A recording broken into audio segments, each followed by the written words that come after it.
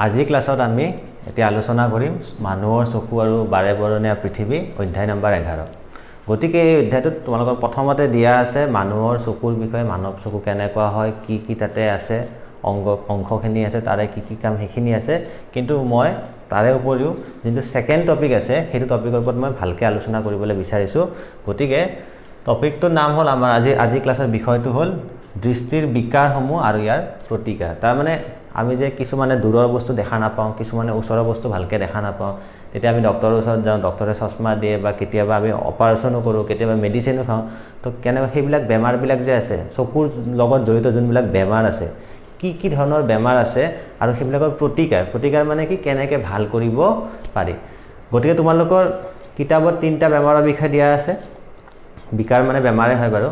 তো প্ৰথমটো দিয়া আছে মায়োপিয়া প্ৰথমতে আমি এতিয়া মায়োপিয়াৰ বিষয়ে আলোচনা কৰিম গতিকে 1 নম্বৰ তোমালোকৰ বিকাৰটো হ'ল পেজ নাম্বাৰটো মই কৈ দিছো পেজ নাম্বাৰ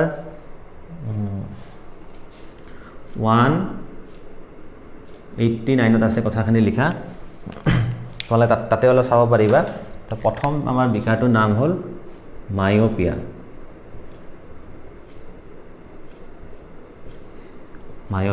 ইয়াক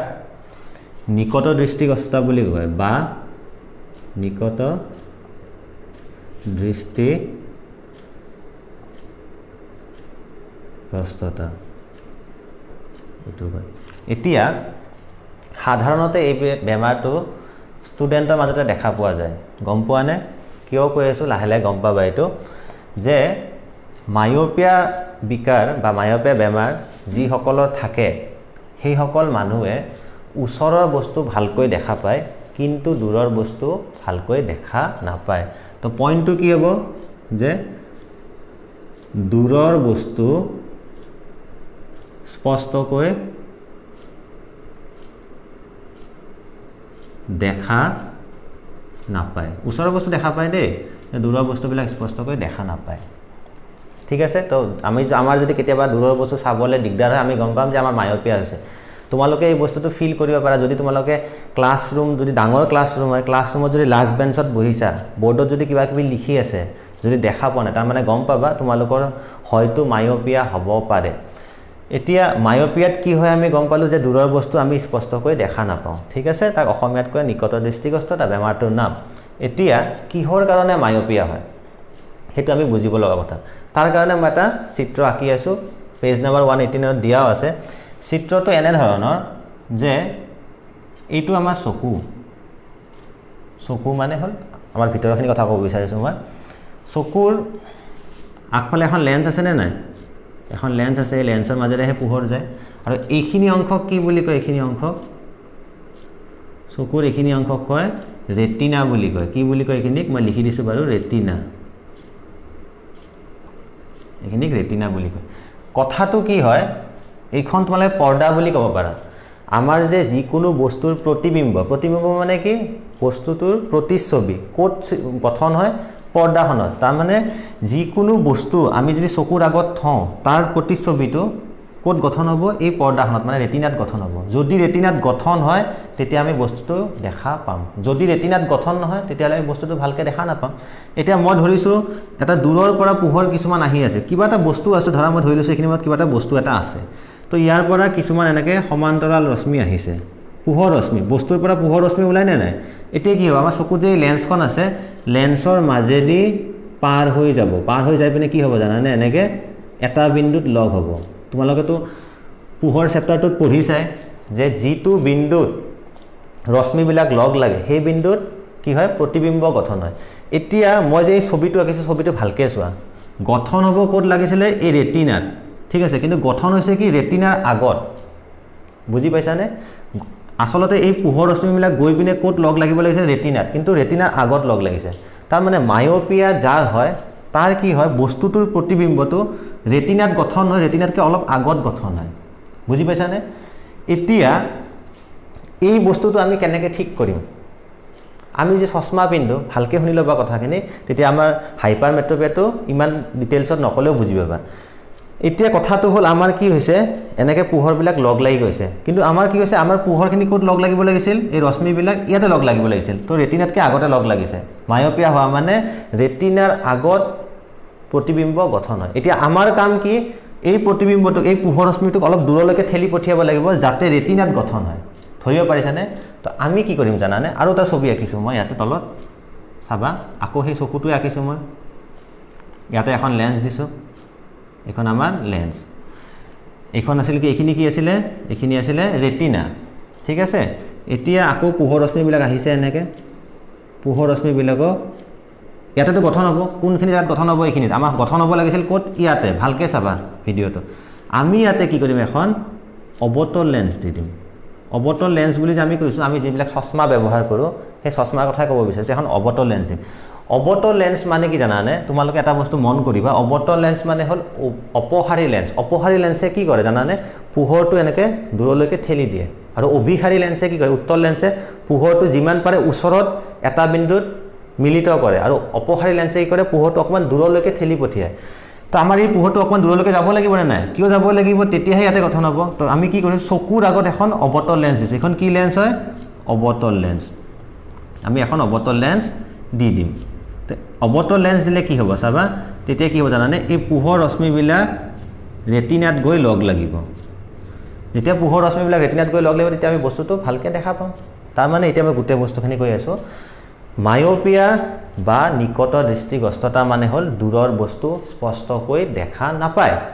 কিন্তু ওচৰৰ বস্তু স্পষ্টকৈ দেখা পায় এক নম্বৰ পইণ্ট দুই নম্বৰ পইণ্ট মায়োপিয়াত হয় কি মায়োপিয়াত কি হয় সাধাৰণতে যিবিলাক মানুহৰ চকু ভাল ঠিক আছে তো সেইবিলাক মানুহৰ কি হয়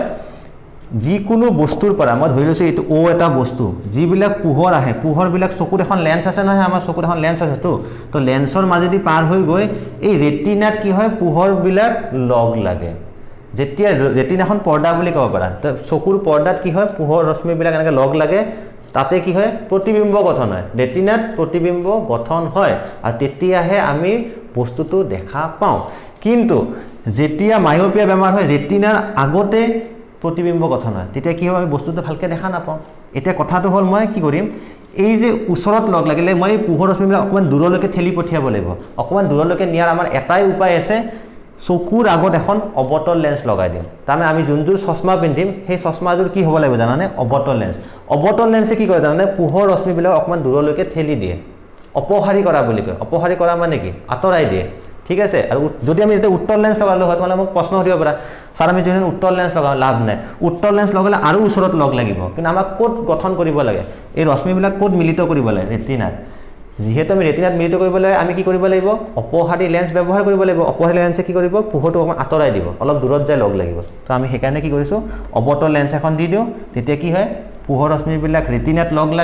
ৰেটিনাত লগ লাগে মানে ইয়াতে প্ৰতিবিম্ব গঠন হয় আৰু মানুহে ভালকে দেখা পায়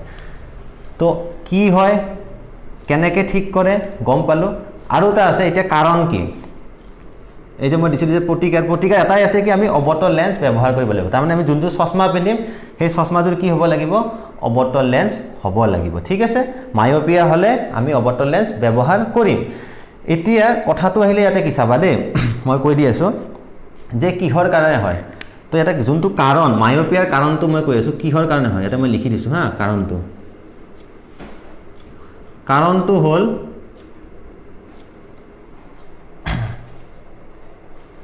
চকুৰ লেন্সৰ অত্যাধিক বক্ৰতা এই বস্তুটো আমি বুজিব লগা আছে চকুৰ লেন্সৰ অত্যাধিক বক্ৰতা অলপমান বুজি পঢ়িলে মনত সোনকালে থাকে হয়নে এই যে এখন আছে যে চকুৰ লেন্সৰ অত্যাধিক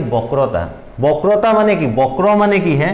আচ্ছা মই এটা কাম কৰো বাৰু এখিনি অকন মই মুহাৰি দিছো দেই এখিনি জায়গা মই দেখা দি আছো এই বস্তুটো কি হয় চোৱা বক্ৰ মানে হল বেছিকে বেকা ধৰা মই কৈছো এইখন লেন্স আৰু এইখন লেন্সৰ মাজত পাৰ্থক্য কি এইখন কম বক্ৰ এইখন বেছিকে বক্ৰ তো কি হৈ যায় আমাৰ এইখন হল আমাৰ কম বক্ৰ লেন্স এইখন হল আমাৰ বেছিকে বক্ৰ লেন্স এতিয়া কি হৈ যায় কেতিয়াবা আমাৰ যোনখন চকুৰ লেন্স থাকে বেছিকে বক্ৰ হৈ যায় বেছিকে বক্ৰ হলে কি হয় জানানে পোহৰ ৰশ্মিবিলাক আগতে লগ লাগি যায় ৰেটিনা গৈয়ে নাপায় তো আমি সেইটো কি কৰিম আমিতো লেন্সখন চকুৰ লেন্সখনতো বক্ৰতাটো কমাই দিব নোৱাৰো আমি সেইটো কাৰণে কি কৰোঁ তাৰ আগত এখন অবতল লেন্স লগাই দিওঁ তেতিয়া অবতল লেন্সে কি কৰিব পোহৰবিলাকক অকমান দূৰলৈকে ঠেলি দিব বুজি পাইছানে না মই কি ক'ব বিচাৰিছো যেতিয়া বেছি বক্ৰ হৈ যায় আমাৰ চকুৰ লেন্সখন তেতিয়া কি হয় পোহৰ ৰশ্মিবিলাক ওচৰতে লগ লাগি যায় কিন্তু পোহৰ ৰশ্মিবিলাক ক'ত লগ লাগিব লাগে ৰেটিনা গৈয়ে নাপায় তাৰ আগতে প্ৰতিবিম্ব গঠন হৈ যায় কিন্তু নহ'ব আমাৰ ৰেটিনাখন কি পৰ্দাতহে তোমাৰ পোহৰবিলাক পৰিব লাগিব পৰ্দাত পোহৰ পৰিলে বস্তুটোৰ প্ৰতিবিম্ব গঠন হ'ব বুজি পাইছানে নাই কিন্তু পৰ্দালৈকে গৈয়ে নাপায় কাৰণ আমাৰ লেন্সখন বেছি বক্ৰ হৈ গৈছে আমাৰ চকুটো কিবা এটা প্ৰব্লেম হৈছে মানে কি প্ৰব্লেম হৈছে এইটো বাদ দিয়া কিন্তু কি হৈছে বেছিকৈ বক্ৰ হৈ গৈছে সেইকাৰণে ওচৰতে লগ লাগিছে আমিতো চকুৰ লেন্সখন ঠিক কৰিব পৰা নাই চকুৰ লেন্সৰ আগত আৰু এখন লেন্স লগাই দিওঁ গতিকে যেতিয়া আহিব মায়োপিয়াত হয় কি দূৰৰ বস্তু স্পষ্টকৈ দেখা নাপাওঁ মায়োপিয়া কিহৰ কাৰণে হয় চকুৰ লেন্সৰ অত্যাধিক বক্ৰতাৰ কাৰণে হয় মায়োপিয়া কেনেকৈ ঠিক কৰে অবতল লেন্স ব্যৱহাৰ কৰি মায়োপিয়া সংশোধন বা প্ৰতিকাৰ কৰা হয় বা ঠিক কৰা হয় গতিকে আজিৰ ক্লাছত আমি মায়োপিয়াৰ বিষয়ে আলোচনা কৰিলোঁ নেক্সট ক্লাছত আৰু এটা বিকাৰৰ বিষয়ে নতুন এটা বেমাৰৰ বিষয়ে আলোচনা কৰিম সেইটো হ'ল হাইপাৰমেট্ৰপিয়া থ্যাংক ইউ